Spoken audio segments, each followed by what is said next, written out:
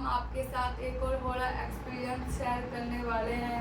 ये स्टोरी हमारी बुआ ने हमें बताई है कि ये हमारी बुआ के मामा के लड़के के साथ हुआ है। वो लगभग 8 क्लास में, जब वो 7th क्लास में पढ़ रहे थे। उनका नाम नदीम है। हमारी बुआ ने हमें बताया कि एक दिन नदीम को उनकी मम्मा ने गांव से बाहर भेजा था कुछ काम से। तो वो जा रहे थे रास्ते में, तो उनका वॉशरूम आया, तो उन्हें कहीं वॉशरूम दिखाई नहीं दिया, तो उन्हें एक पेड़ के नीचे वॉशरूम कर दिया। तो उन्हें पता नहीं था कि उस पेड़ के नीचे सांप का बिल है। तो फिर वो जिस काम के लिए भी जा रहे थे, तो वहाँ से वापस आ गए। उस काम को करा नहीं, घर पे आ गए। तो उसकी मम्मा ने उनसे पूछा, तो उनकी मम्मा ने पूछा तो इतनी जल्दी आ गए। वो जो कुछ काम से बाहर भेजा था, तो उन्होंने पूछा काम को। मम्मी ने पूछा तू वो सामान नहीं लेकर आया जो मैंने तुझे लेने भेजा था? तो वो कुछ बोला नहीं, सीधा अपने कमरे में चला गया और लेट गया जाके। तो उसकी रात को तबीयत खराब हो गई नवीन की। तो फिर कल सुबह उसे उल्टियाँ होने लगी। तो उसकी मम्मा उसे सुबह डॉक्टर के पास ले गई, डॉक्टर को दिखाया। तो उसकी जब भी तबीयत ठीक नहीं हुई, तो फिर और डॉक्टरों को दिखाया। तो कुछ 2-4 दिन में उसकी तबीयत ठीक हो गई थी। तो वो स्कूल आने लगा। जब नदीम स्कूल आता था तो लंच टाइम में वो सिर्फ स्कूल के अंदर 2 पेड़ थे, एक अनार का, एक गुलहड़ का। तो उन्हीं पेड़ों के नीचे बैठा रहता था। और ये स्कूल वही है जिसमें हमारी बुआ पढ़ती थी। तो हमेशा वो उसी पेड़ के नीचे बैठा रहता था। जब मैम उसे बुलाती थी वो जब भी नहीं आता था। मैम ने मना किया था कि उस पेड़ के नीचे नहीं बैठते हो, फिर भी हमेशा ये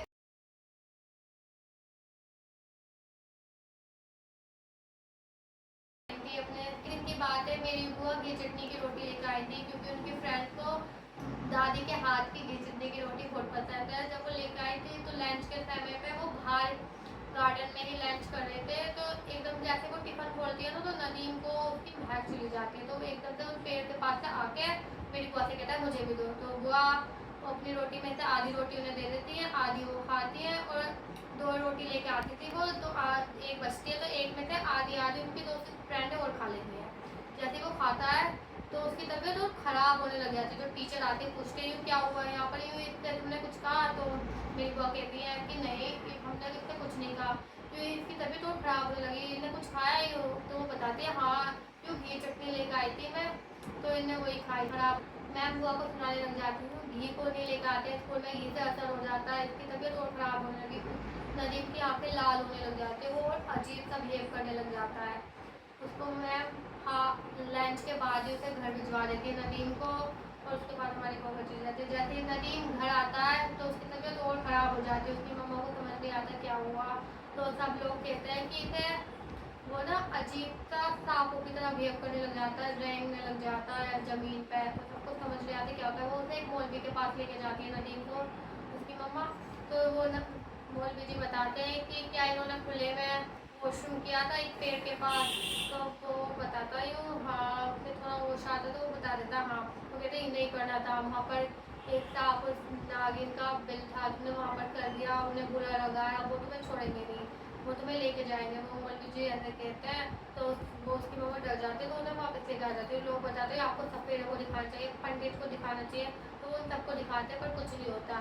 एक दिन रात को वो जहाँ सोए थे ना, वहाँ से वो गिर जाते हैं नदी। तो वो उनके चोट लग जाती है, तो अब डर जाते हैं क्या होगा। तो वो एकदम से उसकी मम्मा उनके पास आती है, तो कहती है नदीम नदीम।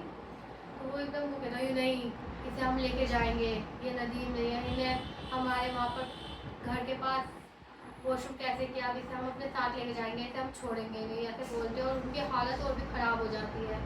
तो ये ऐसा लगता है कि नदीम के अंदर कोई जान ही नहीं बची है। उसे चेक करते हैं तो ऐसा लगता है वो मर चुका है। तो वो लेके जा रहे थे, अचानक ही वो नदीम को जब वो लेके जा रहे थे तो अचानक तो इसे होश आ जाता है। वो देखते हैं ठीक हो गया दोबारा से, पर उसकी तबीयत बहुत ख़राब होती है। फिर थोड़ी देर में वो दोबारा से ऐसे हो जाता है कि वो दोबारा मर चुका है। तो उसे ना शहर लेके जा रहे थे हॉस्पिटल, उसकी ज़ुबान एकदम नीली हो चुकी थी, उन्हें पर कुछ खाया नहीं था, ऐसा लग रहा था कि उसके ऊपर जहर चढ़ चुका है। तो बड़े हॉस्पिटल लेके जाते हैं, वहाँ पर भी डॉक्टर बता देते हैं कि वो जिंदा नहीं रहा है। और आज नदीम जिंदा ही नहीं रहा है।